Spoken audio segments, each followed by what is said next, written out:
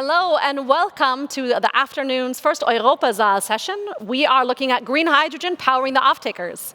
Our main question today is how can green hydrogen become cost competitive in the near future? We're also going to take a look at how the possibilities regarding how to drive users toward a green hydrogen supply and look at which political and economic measures would allow green hydrogen to become cost competitive. I am very excited to welcome the members of this panel who are joining me here live in the session and who are also joining me digitally. I'd like to start off with His Excellency Claudio Huepe, Minister of Energy for Chile, who's joining us virtually.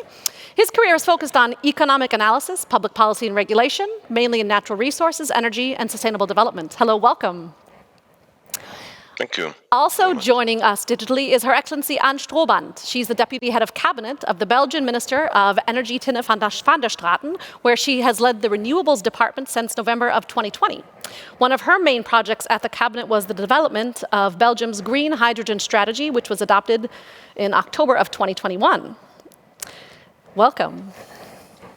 Thank you. Joining me here live in the Europasaal is Her Excellency Dr. Vandana Kumar, Joint Secretary for the Ministry of New and Renewable Energy in India. In a career spanning 27 years, Dr. Kumar has worked extensively on the development of industry, public procurement, and complex national defense programs. We also have on the far left joining us today Dr. Kirstien Westphal, the Executive Director of Analysis and Research for the H2 Global Foundation. She also headed the project Geopolitics of Energy Transformation, Hydrogen, funded by the Federal Foreign Office of Germany, where you now serve as an external advisor. And finally, wrapping things up on our panel is Anana Alhamraoui, Vice President of Industry for HDF Energy, a French project developer and long-term investor dedicated to utility-scale projects, including hydrogen. Thank you, my 5 panelists. What a pleasure it is to have you with us today. I want to get right into our first question, which I'll address to all of you. And I'm only going to give you 90 seconds to answer, which isn't a lot of time, but it's okay, because it's really easy. I mean, it's not easy, but If you could name only one, what would be the key cornerstone for the successful establishment of green hydrogen in the market? And I'd like to start with His Excellency Minister Claudio Huepe of Chile. Well, if there was only one, I think we need cooperation all over the world, and we have to work together to define the way in which we will be able to use hydrogen and develop this so that we can actually speed up the energy transition. I think that would be the one thing I would like to comment on. Thank you very much. Moving along, also virtually joining us, Anne Stroobant. Can you please name one key cornerstone for the successful establishment of green hydrogen in the market? Very much in line with the Minister of Chile, also collaboration with countries having more abundant resources of renewable energy, with universities, research center for technological developments, and with industrial partners for the use, with regulators, with Europe, to find one system, one certification system. So collaboration. Collaboration, certainly key moving forward. Coming into the Europasaal, I'd like to ask Her Excellency, Dr. Vandana Kumar, what's one key cornerstone for you? I think demand creation. Technologies have matured to a certain extent. We need to create demand through very sustainable kind of measures. I think that's demand creation is key. Demand creation is key. Dr. Kirstien Westphal, I'll ask you as well. One key cornerstone. There is not one key cornerstone, I would say, because we have to address the chicken and egg problem.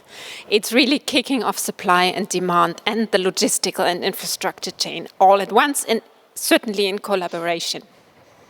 Absolutely. And Anana Alhamraoui, one key cornerstone for you. Yeah, so I think I all agree also with the collaboration and the demand, because even if we create a lot of hydrogen, who is going to buy the hydrogen? But I think if I can add something differently is the scale-up. So as you said correctly, that the technology is ready. We really need to scale up, and the scale-up will help also to decrease the price, and it will help also to be able to adopt the hydrogen for the off-taker, for the demand. We're going to get into our second round of questions, and I'd like to start off first with some perspectives from industry, and then check in with our policymakers. So I'll be coming back to you, Anana Alhamraoui. Now, HDF Energy develops and operates high-capacity, large-scale hydrogen to power infrastructures to provide electricity from renewable energy sources like wind or solar, combined with high-power fuel cells. I wonder if you could tell us a little bit more about your business model. Yeah, sure.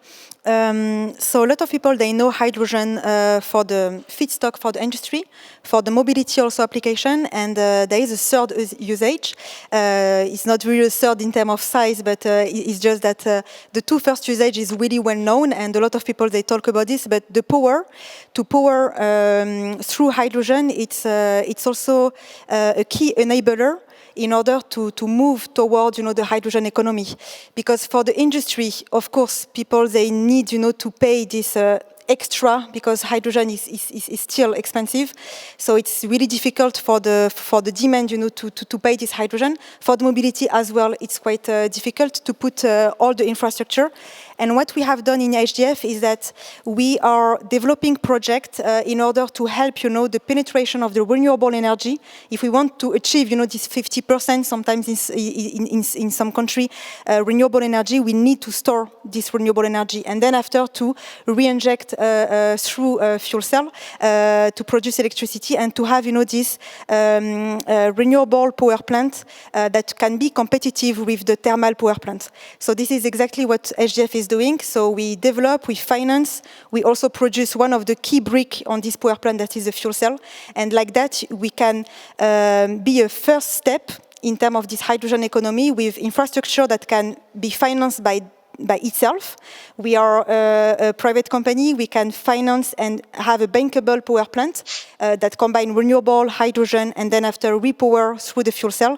And this is what we have done in French Guiana. So the construction of the project is ongoing now, and it's a private project financed by the private stakeholder. And we believe that we can do in other countries like India, for instance. So I will be very happy to talk about some project that is under development in India as well. Great. This is fantastic to have possible collaborations coming together at the 2022 BETD. I have a follow-up question I'd like to ask you from an industry perspective. What would it take to ramp up the market for green hydrogen in terms of technology, supply chain, or renewable electricity capacity? Yeah, so for sure we need renewable energy. If we want to do green hydrogen, we will need that. So there is still challenges, even if the renewable energy, they have made fantastic progress. We know that we will need a lot of land. A lot of land if we want to build this gigawatt of hydrogen. We know also that we will need that the public stakeholder to help, regarding the regulation. It's not possible to keep, having 4 or 4 years project development due to the regulation that is not today here. So we really need to speed up to be able to have less time to do project, because who is going to pay for the development costs? So we really need to speed up that. And then after, for me, it's the scale up. Technology is ready, technology exists. For everyone, hydrogen is not new. It's just the use of the hydrogen that is new for decarbonizing the economy. So the technology exists. There is a lot of industrial companies that are willing to develop projects. There is money as well. I think today there is a lot of money, a lot of financiers that they want, to invest on project. So I think it's really to help, like in terms of policy, in terms of regulation, in order that the project can speed up and that can be developed very quicker, and it's like this that we are going, to scale up. And for instance, HDF, it's a company. Like 4 years ago, we were only 10 people. Now we are 60 people. We are developing project in Chile as well, Mr. Minister. We are developing project in Jakarta, in Australia, in South Africa. So. There is a lot of competency and a lot of people that are working on this area, but we really need the collaboration and we need the scale up. So this will be the way to help in terms of cost competitive. Collaboration quickly becoming a very important theme, not only in today's panel, but across all of the BETD. You mentioned His Excellency from Chile. Minister Huepe, I'd like to turn to you with our next question. Now, Chile set up an ambitious national green hydrogen strategy, which will enable the country to become carbon neutral by 2050. Now, among others, the country aims to be producing the cheapest green hydrogen by 2030 and to become one of the top 3 exporters of green hydrogen by 2040. I'd be interested in hearing a few more details about how Chile is planning on reaching these goals. Well, thank you. Basically, what we are at now, the strategy, is what we call the first building block of a hydrogen plan. Basically, what we've done is try to set up ambitious objectives, some sort of coordination among the different various members of the government, the actors of industry. But now we have to move into a different stage. We have to move into a stage in which we actually get to transform this into a feasible plan. And for this, we have to work on the enabling condition from the market. And one of the first steps, of course, was set these pilot projects to see in practice how this will work out. And then from there, we have to see how we actually come into scaling all this. Because, of course, one thing is the pilot projects, one thing is the scaling, and only then will we know if we actually can get to our objectives the way we expect to. For this, like I said, the second stage, which we're working at now, has to do with involving more groups into this project. We have to actually get academia, the public sector, the private sector to work together in order to move forward. Now, I'd like to stick with you for another question, but Your Excellency Anne Strohbant, I'd like you to also be listening because this will apply to you as well, because last year at COP26, Belgium and Chile signed an MOU with the aim of setting up a corridor between those 2 countries to ship green hydrogen. Hydrogen will be produced in Chile and will be received at Belgian ports. Minister Huepe, perhaps you could start telling us about your side of that collaboration. Yes, we're very keen to, like I mentioned in the beginning, to have collaboration with all parties in order to develop the hydrogen economy. For us, this collaboration is essential. We need to work together. We are a country which, of course, we are in many ways in ways of development still, and we need to learn from what is being done elsewhere. This kind of collaboration, in particular the kind of collaboration we spoke with the case of Belgium, involves, of course, thinking about how we can export significant quantities of hydrogen from Chile. But at the same time, we want to think also in the way in which we can work to use hydrogen to develop more industry, a better economy, a better development in Chile. So we think that to work together to develop this, we must always remember that we must be thinking on how to make sure that this is not just an export market, but a market that helps us to develop, to have a better economy, more productive, of course, more green, evidently. So we have to think about all the aspects, and one of these aspects is transport, of course. So transport is going to be very significant for us because we export a significant part of our production, and we need to green our transport very fast. An important aspect of the energy transition will be, of course, transport. And we're going to get to that in another panel during this session. But now I'd like to come to Anne Strohbant to talk about Belgium's half of that collaboration with Chile when it comes to green hydrogen. Yeah, so of course for us, we have quite limited resources in terms of renewable electricity, which we need for electricity first. And I think we are quite in a similar position as Germany, for example, and Benelux as well. So we will have a need for energy, and we will have a need for the import of the renewable hydrogen. So that's why, of course, this combination with Chile is very important. And why also the Port of Antwerp is very much involved in those discussions, of course. And we hope to, of course, stimulate not only R&D and technology, which is a driver for the cost of renewable energy. It's also the cost of the renewable energy itself, renewable electricity as the basis, which is very important, which is, of course, much more favorable in Chile than in our regions. and to transport it here. Of course, we from our side need to foresee the off-taker side. We need to foresee import infrastructure, storage locations, and then the infrastructure side, which we are focusing on very much to build this backbone, not only for Belgium, but also towards other countries like the Netherlands and Germany, to do that in collaboration and to play a role then to get the renewable hydrogen towards also other countries within Europe and to see it and develop structures, certifications within a European context. So it sounds like Belgium is getting ready to do a lot with green hydrogen. I wonder if you could tell us a little bit more about what the Belgian government approach is towards green hydrogen. Yeah, so as you see, we've signed several MOUs with other countries. So the Port of Antwerp with Chile, but also with Namibia. We signed an MOU with Oman. We are active. So of course, the diversification for us is very important in terms of the supply chain, becoming more independent of certain regimes, of course, which is very important under the current circumstances. And what we mainly want to do is of course, work on this chicken and egg problem that we as a government also need to support in terms of infrastructure, in terms of regulation, building a clear framework where the industry feels comfortable to have a long-term vision to invest so that we can create this whole import chain.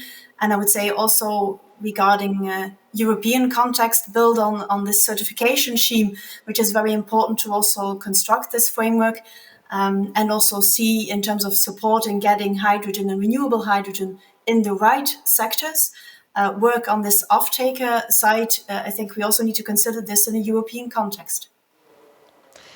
Of course, there are other contexts outside of Europe, and that's why I'd like to turn now to Minister Vandana Kumar of India. Now, in February of this year, India unveiled its hydrogen roadmap, which includes an ambitious plan for the annual production of 5 million tons of green hydrogen by 2030. Now, what are the concrete steps that India is taking in order to achieve this goal, given that green hydrogen isn't yet available on the commercial market? What has been announced in February are only the preparatory steps. We are in the process of getting the National Green Hydrogen Mission approved. Some of you may recall that our Prime Minister had announced last Independence Day, that is in August of 21, that we would have a National Green Hydrogen Mission. So that's something that we are working on. And we are trying to solve this puzzle, put all the pieces in place to evolve a comprehensive kind of an ecosystem for a green hydrogen economy. The idea is, yes, demand creation, but strengthening supply, as you were mentioning. Also, at the same time, evolve a regulatory framework towards it. Because as we go along, partnering with various countries, we all need to be on the same page as to what we understand by green hydrogen. So all of those definitions, certifications, safety, storage, transportation, for all of that, the regulatory framework we are working on. And the fourth pillar, of course, would be continuous innovation and R&D to bring down the costs, enhance the affordability. So we are working on a mission which will address all of these aspects of green hydrogen economy. You would perhaps also know that India has one of the largest or fastest growing RE expansion program. We already have 152 gigawatts of installed capacity of RE, and we also have are producing perhaps one of the lowest cost REs in the around the world, be it on solar or wind. And blessed with sunshine as we are and land, we do hope to be able to produce it in such a manner that not only we are able to decarbonize some of the vital sectors of our economy, but also partner with other countries, work on the complementarities and take this movement forward. Taking this movement forward is exactly what we need to be doing. It's been such a pleasure to be able to see all of you here. As I look at you, you're nodding along with each other so much. It's also so great to see so many people agreeing about some of the directions we need to be moving in. I want to turn now to you, Dr. Kerstin Westphal. You have extensive experience with the analysis of foreign and security policy issues associated with the establishment of green hydrogen and of a green hydrogen supply.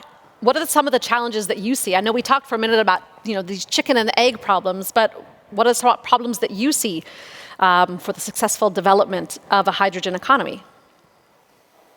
Well, it is indeed, I think, the chicken and egg problem that I mentioned. It's really very necessary to address this. I fully agree with your point that we have the technologies, but we have to kickstart. And this is what H2 Global tries to do.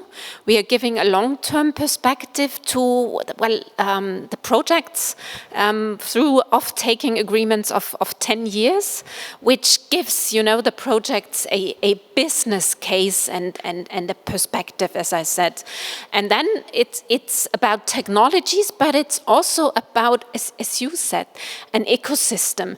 And this is why I mentioned the logistical chains. And the companies are not only looking into the business case, but also how to arrange the logistical chains, their new cooperation, what is needed. I mean, there's a whole range of equipment that is needed. And this is also what I think is so fascinating now in my new work at H2 Global, to see how this logistical chain is put together and how the companies are searching their roles in these, I couldn't say markets, but in these segments. And then it's very important to look at H2 Global and what we are doing. It's not only one auction at the supply side, but another auction at the at the demand side, because we want to kick off a market as quickly as possible, or even not to kick off, but create. Because we tend to talk about the hydrogen market to develop, but there is no market. It's really the point that we have to create as quickly as possible a liquid, quote-unquote, market. But what do I mean by that? It's about certification. It's about getting the regulatory framework right to also create, at least, I would say, first inside the European Union, but then of course, also globally, to create a level playing field as much as it's possible. And that's what we're doing with H2 Global. And you asked me about foreign and security policy, and my final point would be, yes, I mean, we are in a new environment since 24th of February. It's about cost effectiveness, yes, but it's also, of course, we're doing that because of climate change, but it's now also about energy security. And sorry for talking so long, but I think we're talking about hydrogen, but what I see is that the derivatives are becoming equally important, because we will need them faster and to a larger extent than we thought before. I want to stick with you for just a minute, because you said something about the market. How much state intervention do you think that we're going to need to establish green hydrogen in the market? Which is a question that I'll open up to the rest of the panel in just a moment. That is the question, I would say. And we heard the ministers this morning exactly mentioning that. I think we need a lot of state regulation is too less, but a direction where we want to go, the values, the standards around the projects, around the product as well. So really to, as you said, what is green? How should the projects look like? I mean, they have an influence on water, land. Certainly not as much as fossil fuels, and I'm sometimes desperate because we put more burden now on renewable projects than we did in the past on fossil fuel projects, and this is why you have this high cost difference. But this is indeed, I think, very important now to move forward with. I agree. I'd like to ask the same question of Minister Huepe.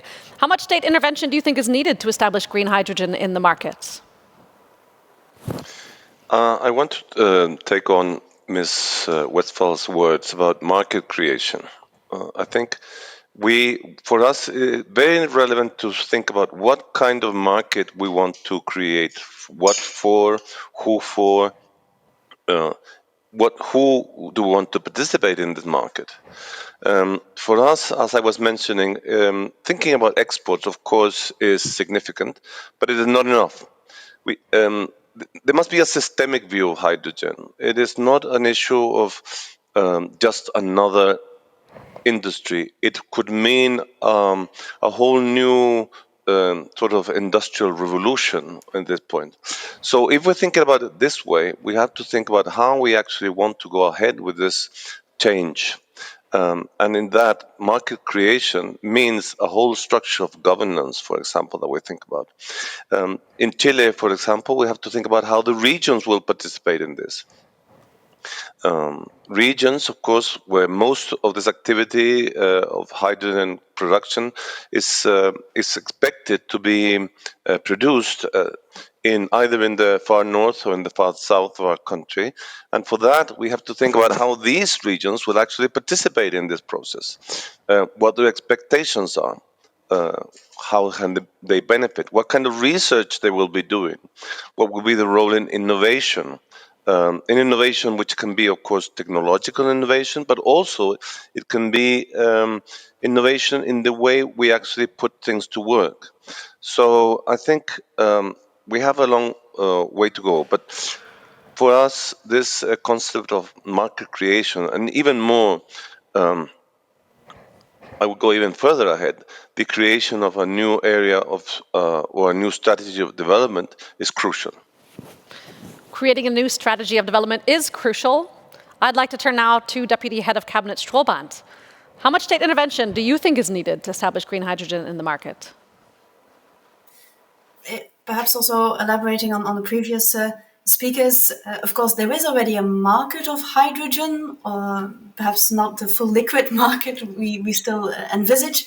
But we have very much companies in Belgium already working with hydrogen, fossil hydrogen then, which we need to green. So it's a matter of getting the green hydrogen in there compared to the fossil fuels, where, of course, we see with the technological development, the cost of renewable electricity going down, the cost of CO2 going up, that it becomes more and more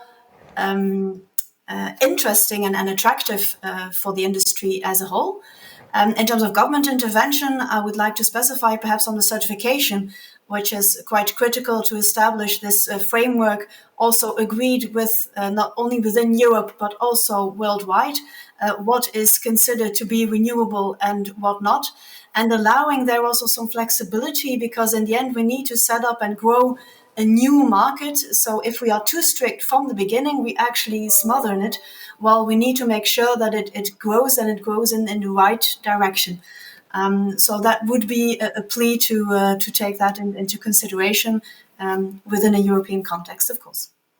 I'd love to ask you to elaborate a little bit more on the idea that you just brought in about what is green. What do we consider that? You mean more concrete? Because of course, renewable hydrogen, we consider more the sunshine. So the sunshine in India, we want to ship that sunshine towards Europe. Please. So of course, we are looking for wind and solar foremost. But if you look at derivatives, it's also how you treat ammonia, how you treat methanol, how you treat CCU parts in that. So it's quite a complex given or quite a complex framework that needs to be set up, but it needs to be clear so that industries actually know what to develop, that export markets like Chile, like Oman, like Namibia, they know what to do to get it considered renewable within Europe. Now I'd like to actually turn to some industry. Adnan Al-Hamraoui, from your perspective as a market player, what are some of the key factors that can ensure that green hydrogen is now cost competitive once we've created a market for it? Yeah, I think we need to understand really that there is two markets for the hydrogen. The first one is the hydrogen market already exists, but it's a grey hydrogen. And there is one thing is to replace the grey hydrogen. So this is mainly the industry. So this is one thing, and we need to know what we really want to do. If we want to reduce the CO2 emission, for sure, this is one of the priorities to work on the industry. So replace the grey into the green hydrogen.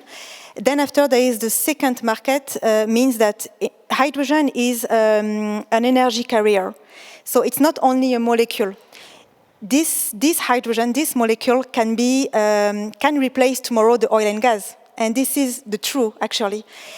What we have seen today with the situation in Ukraine is that for sure to become independent in terms of energy, it has become also crucial. And hydrogen can really enable that by replacing the natural gas by hydrogen, and this is really real, and it can become, a reality, and this is what is going also in Belgium by developing this hydrogen backbone in Europe.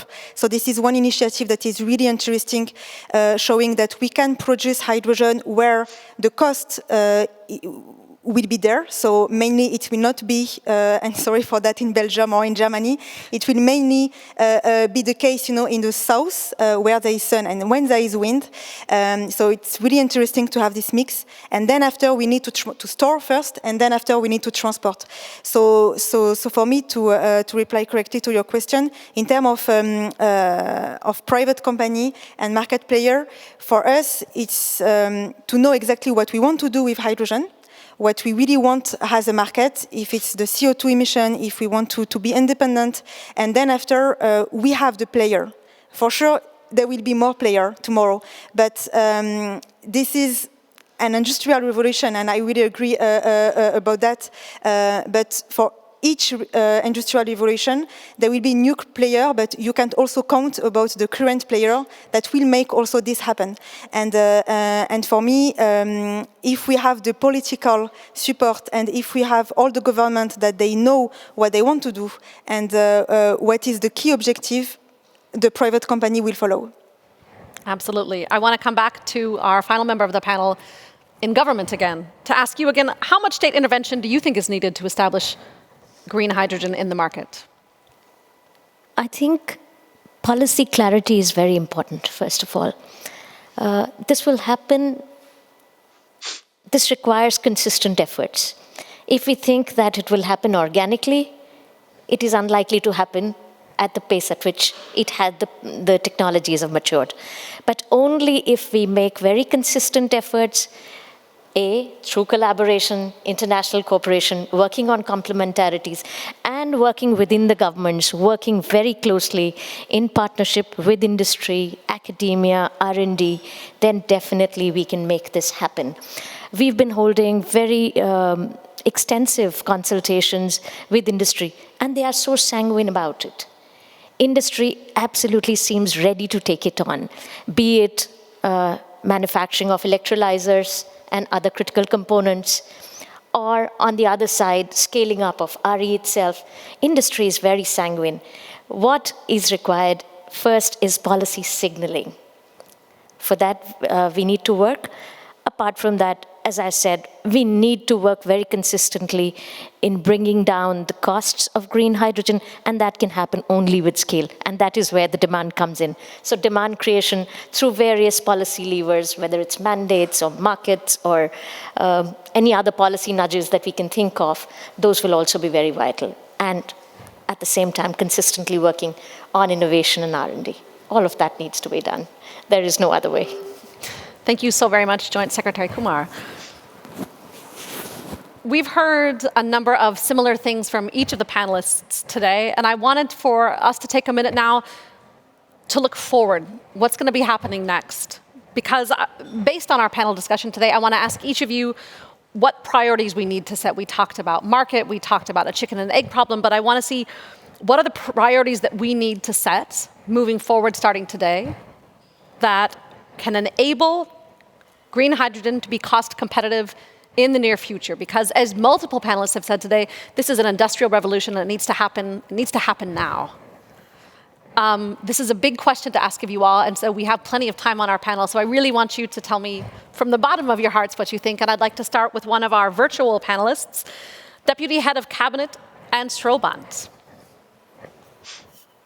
I would say, as I mentioned, certification, but also this regulatory framework, the regulation of the market, having this backbone with open access so that industrial partners can also find each other, that import and export markets can also find each other here, I would say is for us a priority to work on. That's fantastic, thank you. I'd like to stay with our virtual guests and go to Minister Huepe. Well, for us, thinking forward and how we want to bring, or we can collaborate in bringing costs forward, I would want to emphasize again the importance of a systemic approach. I think we have, during the panel, there have been mentions to policy, to regulation, to market creation, to the role of industry, to innovation, but we must also involve the community. And I think why this is important for us to bring costs down, because we need a whole environment to come together in order to really bring forward an industrial revolution. I think if we look back at what the first industrial revolution was, it was definitely a path we would not like to repeat. It was a kind of revolution in which, although there was big technological breakthroughs, all the other aspects of the development weren't considered. So if we want to go forward and actually bring down the costs, we have to make sure that there is, of course, a whole market created, but a whole structure in which there is participation of all the actors in such a way that projects actually get done, they get done on time, they get done efficiently, and that they benefit people. We must make sure that they benefit people. Finally, bringing costs down is important because we want to make sure that we go into a green transition, a green development, and we have to make sure that we don't forget about the development side of all this. Absolutely. We certainly have to keep the development side of all of this coming industrial revolution in mind. I'd like to turn back to our panelists in the room. Joint Secretary Dr. Vandana Kumar. Based on the discussion today, I'd love to know, what do you think our priorities are or should be? I would again go back to demand creation and simultaneously working on the supply side. I think we have the answers. I think it's time for industry. Please, go ahead. So demand creation and working on the supply side simultaneously. I think both are going to be extremely important. Completely, I would think of that, yes. Thank you. Dr. Kerstin Westphal, are you going to say the same thing? No. At least I try to be. I mean, you said it just, Jennifer. We have the answers. We have to simply start. And this is why, we're trying at H2 Global now with the first auctions this summer. And we will see what happens. This is, I think, as you also said, we are doing that not as an end in itself, but it's really to address climate change. So there is this sense of urgency. So I'm very happy that the funds are given by the German government to really start and see what companies are bidding and saying, well, this is our price, we start, and then you have the first price signals and see how the market arranges. And I think we have to kickstart, and I very much agree with the other points that have been said. We have to create a learning and flexible system in order to readjust. Political clarity is so important to have the targets, but the regulation. And this is why I first mentioned the EU, but what I meant is really it's global standards. But the EU, sometimes I think a good regulation has to be simple. This is not exactly what the EU has because of all the past dependencies. So we have to adjust and we have to take time. And so I think, yes, start and create instruments that can learn and adjust. And I think that's very important because I agree. I mean, it's a whole of a system approach. We need the physical chains in place. We need the trade mechanisms in place to bring others in. I think that's very important. This is why I'm staring at the market while saying that the policies have to give the direction. But the market is so important to create a level playing field, to bring others in, to create more demand beyond the steel industry. Because it's really, I mean, we're talking about this a lot as if it's only quote unquote energy transformation, but it's an industrial revolution, and it's really about growth, how to find new answers to growth. And what I think is still missing, final point, is that we should inject and look into the whole issue of the hydrogen value chains, like also from a circular economy, which I think is still missing. So circular economy is one of major answers as well to the growth issue. And I think there's a lot to do in this renewables world, but also with the electrolyzers. Mm-hmm.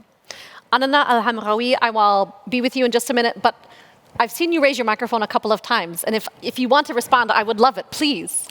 It's ambition to action, right? Exactly. So that is what we need to do. So we need to walk the talk. We need to put all of this into practice, what we're saying. I think we reasonably know what needs to be done. Now it's time to get all of that into action. It is time to get that into action. One of the people that can make that happen, Anana Al-Hamraoui, some final thoughts for you. Yeah, so if you remember about what I said regarding two markets. So on the industrial market, what is needed is project. And the industrial people, they are ready, to decarbonize. For instance, steel maker, they want to decarbonize, but this is a premium to go to the hydrogen. So we need subsidies. So subsidies was done by the EU with the IPCEI program. So this is very important program for important project, in Europe. So there is a lot of subsidies to help, this industrial company to work on their process in order to accept, this green hydrogen. And then after we need, this to compensate actually the price, because gray hydrogen is already cheaper now. Green hydrogen is not today. Tomorrow it will be, but today is not. So we need, to compensate in order to start some project. Then after on the second market where HDF is working, it's on the power sector. Today we have proven that it's possible to start project project bankable. This is what we have done in French Guiana. So there will be 16 megawatt of electrolyzer running. So the construction has started, and this is Siemens Energy that is the EPC. So this kind of project where we combine renewable energy, storage of hydrogen, and then after repower through a fuel cell, this is kind of project that can help also the hydrogen economy to start, because if we are competitive with the thermal power plant in place on some country, and this is what we try to do also in Chile or in India, and we believe that we will succeed to do that, we have a project bankable on a hydrogen, and we have several megawatts that will be in place and that will help also to build the regulation, to build the certification, and to help, to have the scale up for the electrolyzer company. Because for sure, the cost of hydrogen is based on the cost of electricity, the cost of to purify the water, and the cost of electrolyzer.